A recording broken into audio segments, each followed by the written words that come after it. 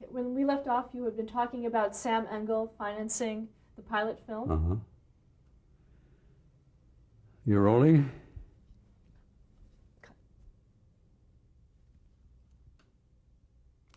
So, shall we start? He's rolling. Where did we leave off?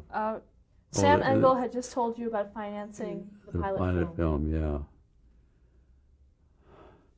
Well, Sam gave me an offer I couldn't refuse, and thereby he became one of the godfathers of Gumby, along with Tom Sarnoff. And so we took the pilot film. What was the pilot film? What was it? Yeah, I want to know about the creative process, the concept that went behind the There was pilot no dialogue in it. It was just Gumby with some toys, like a miniature bowling set. And he did some funny things with the bowling balls and with the... I had some music. The Khachaturian sword dance, and Gumby had a sword, and he cut himself in half and reformed again to the Khachaturian dance. Well, talk about the creation of Gumby. How did you decide on his shape, and just how did he come about? Well, I realized at the beginning that in working with the clay and animating it, it degenerates or degrades, and you have to replace him. He gets dirty and he gets too soft, sometimes under hot lights. In those days, the lights were very hot. And so I had to figure out a simple shape that was easy to make and easy to duplicate. So that's, I rolled out a piece of clay with 2 tracks for the rolling pin, and it would go, say, this thick at one end and this thick at the other end for his head. And so Gumby was kind of shaped like a pyramid, very stable, because of the density of the clay, he would fall over easily if his legs weren't big enough, and his feet. So we did put wires inside, soft wire inside, so you could hold the arms up and so on. The slab of clay that we rolled out with a rolling pin, we'd put a pattern of hard cardboard of the shape of Gumby and take something like a cheese cutter and cut around it like a pie crust, you cut it. And then you roll out the arms and so on, and he is... And the top of the head was well, it was just ordinary, like that. And we realized that it was too much like a phallic symbol. So I decided to throw the eye and attention off of the observers with sloping the head with a bump on one side, the way my father's hair was.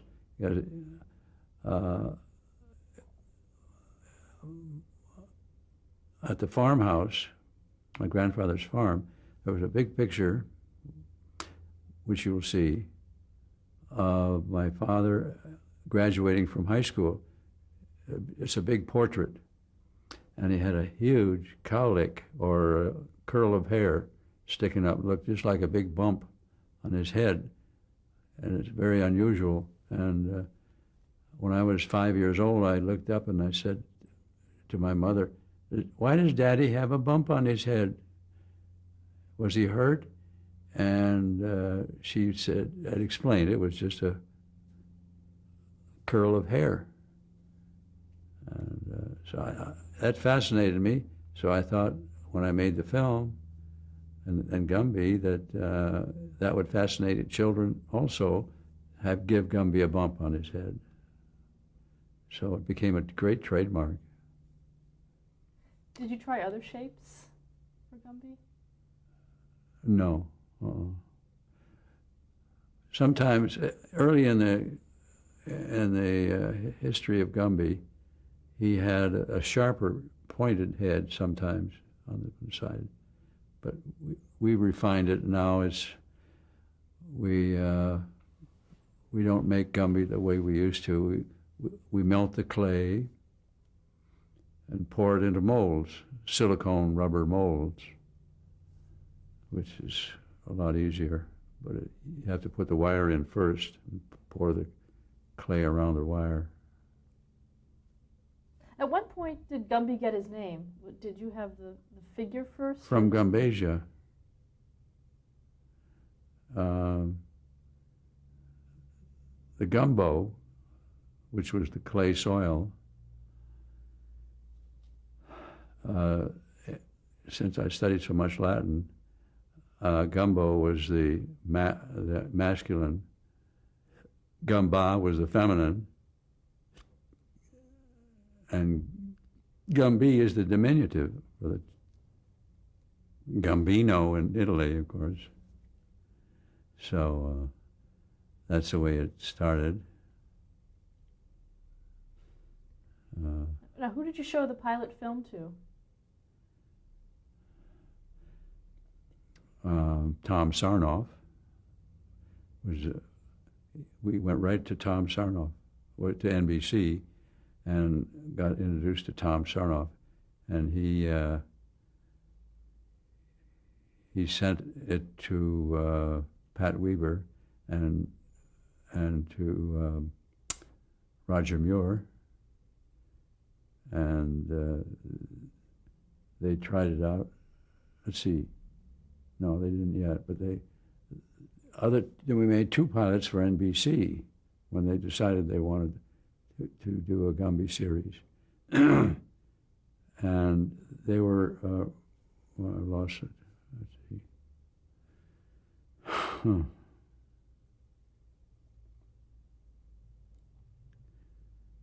Let's see.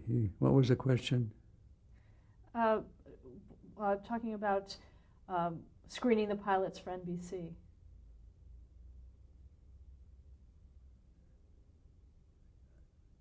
Yeah. Roger Muir talked to Pat Weaver, recommended going with it, with Gumby. Then Tom Sarnoff gave me a contract for 7 years to make Gumby films. Then, let's see, we had made about 42 films, actually only 21, because we were making 12-minute episodes in those days. Now we make 6-minute episodes. Let's see. Oh yeah, some of the stockholders were unhappy with the way Pat Weaver was throwing money around and bringing on new shows, like the Gumby Show and others. So they wanted to economize, and so they fired Pat Weaver, who was the president at that time, and they sold me all the Gumby films that I'd made so far, which was equivalent to 42 6-minute episodes. And they sold them for 10% of what they cost. And they cost, at the time we were charging them $700 a minute. Hanna-Barbera was charging, for their cartoons, charging $1,200 a minute. So we were about 1/2 of what, and they sold it to me for 1/10 of that. Otherwise, NBC would have owned the Gumby. You know, the rights to produce more. The stockholders did me a big favor. Now let's go back and talk about the beginnings of Gumby in terms of what show did it premiere on? Howdy Doody. As I understand, they did it to audience test it, see how the audience reacted to it. So that was a good show to try it out on. Were you there when it was tested? Were you on the No, I was in California. I may have seen it once on television on the Howdy Doody show. I don't remember. How much freedom did you have creatively on Gumby? How much what? Freedom did you have? Oh, freedom. With NBC?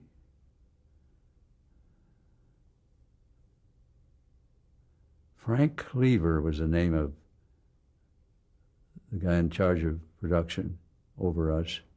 Frank Cleaver, Tom Sarnoff. He was a friend of Tom Sarnoff's, under Tom Sarnoff. And he didn't bother us at all. Talk about what went into the making of an episode. How long did it take to make one episode? How was it written? It was, per animator, averaged about 8 seconds a day, 8 to 10 seconds a day. So we had to get more animators to make some speed.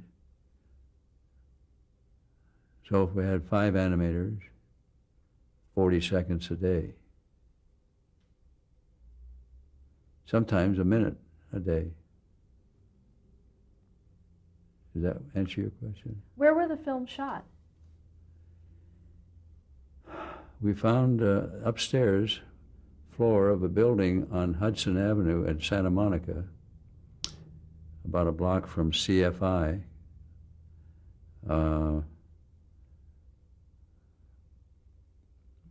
And the other occupiers of the building were dressmakers. So we had, I should say about 3,000 to 4,000 square feet. Now, how were they scripted? Did you write the scripts? Yeah, I had to write all the scripts. Eventually, I let 1 or 2 of the animators contribute a script, and if I liked it, well, then we would produce it. Were there specific themes that you wanted to bring out in the script? No, I didn't have any. I just wanted to fantasy fun is all, whatever came to mind. Some of them were like Ricochet Pete. We had this cowboy come into town and shoot up the town. You got a fly in here. And Gumby was the sheriff of the town. And he said, Ricochet, you're not welcome in the town. Ricochet said, "Oh, Sheriff, have you seen that episode?" You did? Oh, okay. No, please tell us though. "Oh, Sheriff, I need to have, let's see, recreation. I can't think of it now." You're going to spoil my fun, don't you know? You remember what he said? You're going to spoil my fun. Yeah.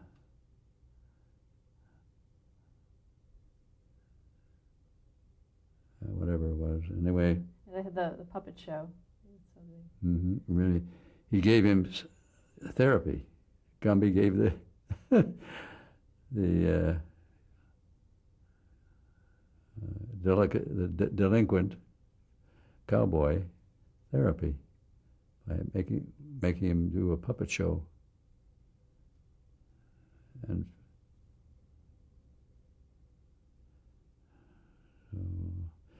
and others, some of the later episodes,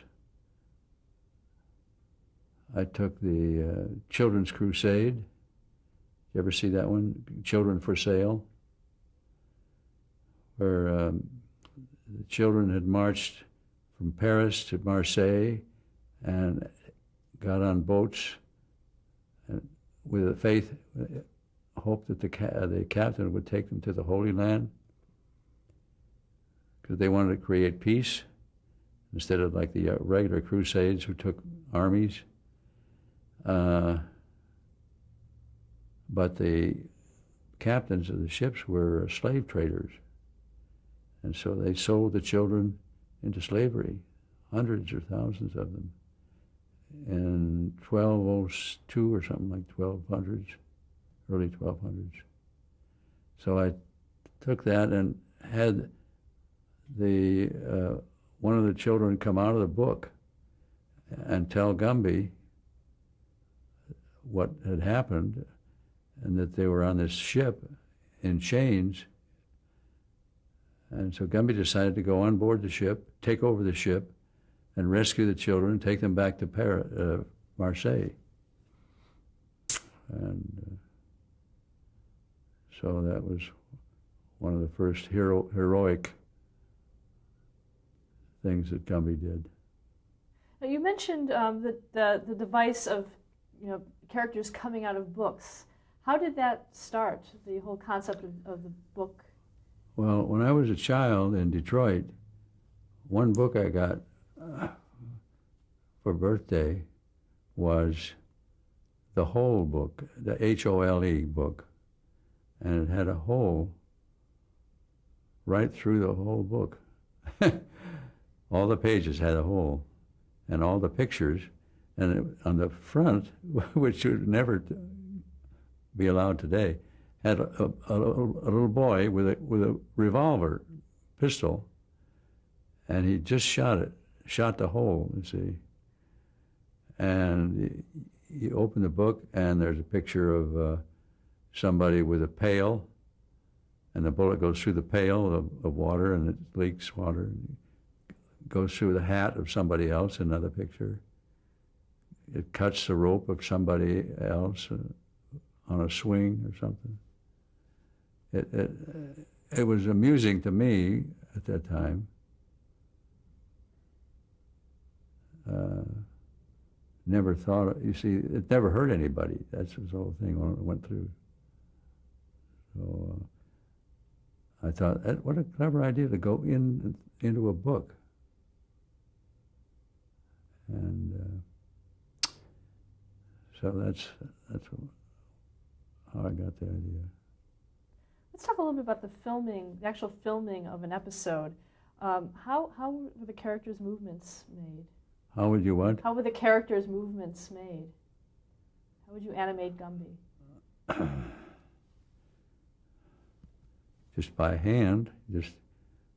Sometimes we'd have to pin his feet down with special pins, and maybe through a loop in the armature inside the foot, and hold him down, and then we could manipulate the upper part of the body and the arms and so on without him moving or falling over.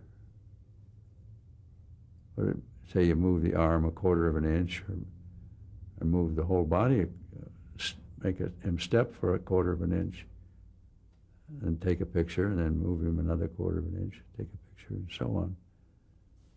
So Gumby was not anything but a bunch of still pictures. How many frames would you have for each movement? Well, let's say for throwing a baseball like this, there'd be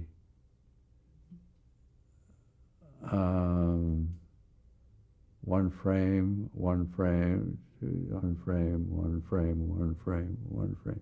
See, if it was real fast, you could just have about 4 or 5 frames from here to here. If it's slow, you double that, and so on. But it's very rudimentary. It's very simple. There's no secret to animation. It's very natural. You can learn it. Anybody can learn it. A few more questions about Gumby. How did you decide on his color? Oh, can I go back just a second? Sure. Gumby was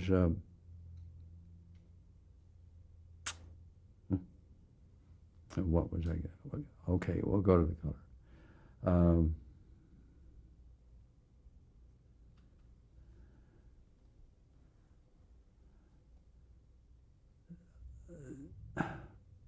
Well, I like Walt Whitman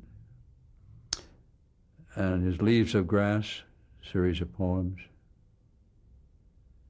intrigued me. And grass intrigued me because of the chlorophyll, and I remember Ray Alf would teach me about chlorophyll and the miracle of chlorophyll. It's the basis of all life, is getting the energy from the sun and capturing it in chlorophyll or through chlorophyll. And so green was a magic color, I thought. Gumby was a kind of a magician, and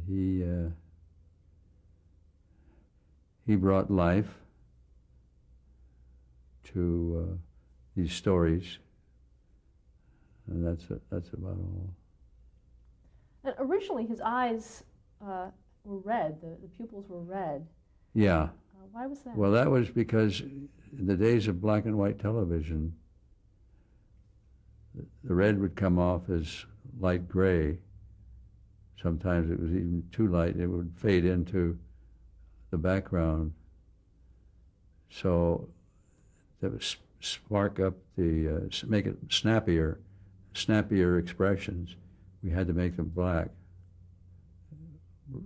Put black discs on the eyes instead of beads. Because and black and white television was prevalent then.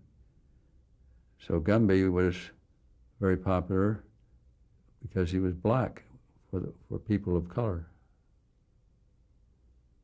He wasn't white like most of the cartoons were white. Gumby was black on television. I guess that's why, maybe that's why Eddie Murphy liked Gumby. Now, can you describe the character of Gumby, his outlook, what his history in terms of the character? Uh-huh. What made him so likable? Well, since the stories were from my subconscious, I can just extrapolate from my subconscious. I was very idealistic and brought up in a Christian Science family. My mother was ardent Christian Scientist, and my father's side of the family were Anglican or Episcopal. So I had Jesus was kind of like my partner as a child. I kind of imagined him as a playmate or something like that. So I guess that's where all the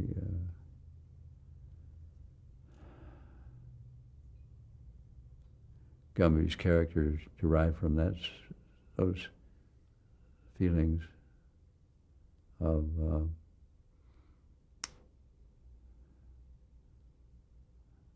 love. Yeah, because apparently a lot of people feel a love from Gumby. They say, oh, they love Gumby. I didn't intentionally put that in there. It just came out of my subconscious. In later incarnations, he had a kind of a heart stamped. Oh, yeah. How did that come about? What does that mean? Well, in 1979, before we made the new series, I went to India because I'd seen a film at UCLA produced by somebody that a friend of mine knew, and they invited me to go see the premiere of it at this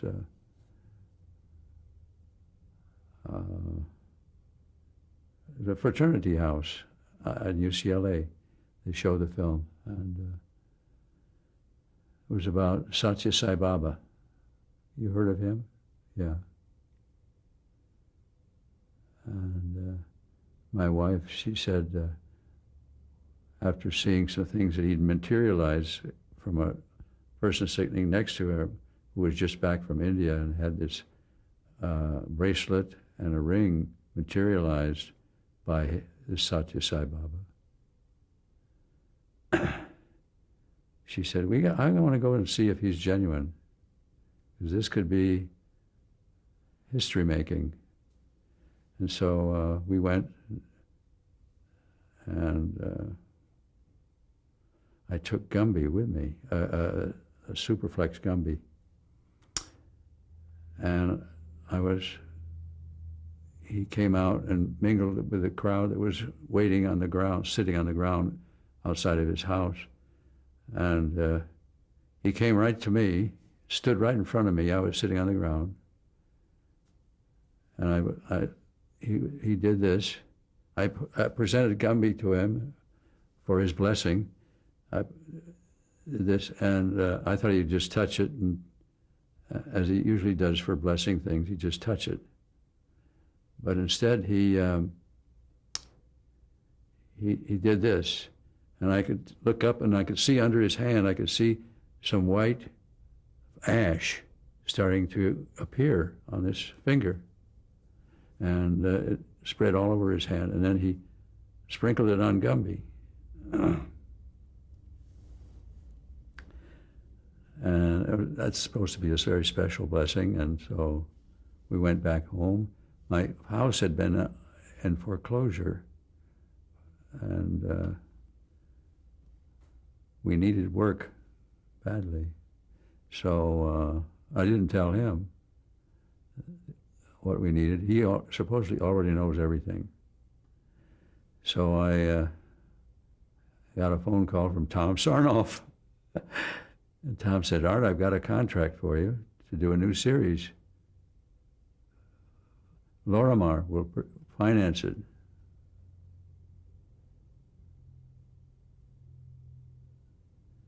And things like that have been happening ever since.